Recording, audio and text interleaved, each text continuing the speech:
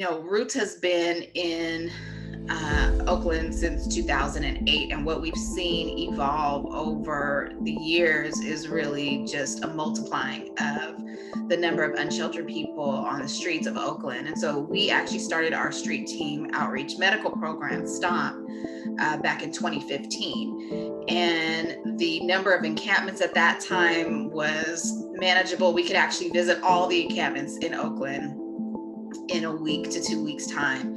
And now the number has multiplied and just mushroomed to where it's really doubled, tripled, quadrupled sort of over that time. So when we were presented with the opportunity to run the site at East 15th and Miller, the city approached us and asked us if we would be interested and able to run it. And it really took a lot of actual soul searching within our organization as to whether this was going to be a good fit for Roots, because really the only housing we had done prior to that was just connected to our apprenticeship. So people who were ready, willing, and able to work.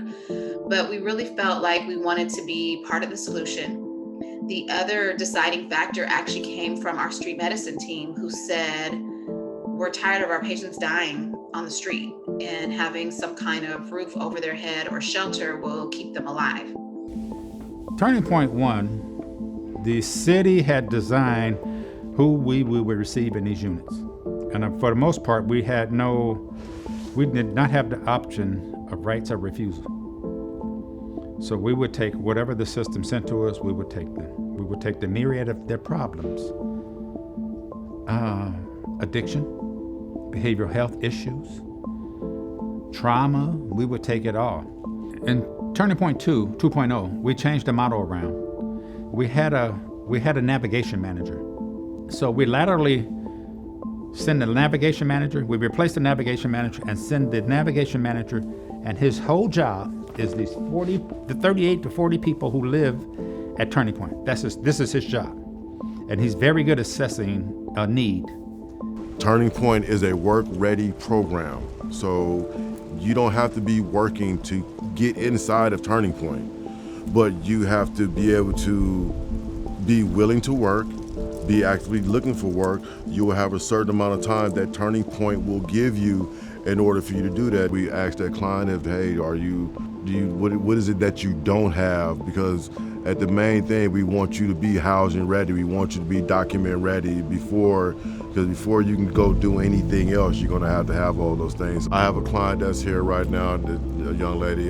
This young lady came up in here basically crippled, had to have hip surgery.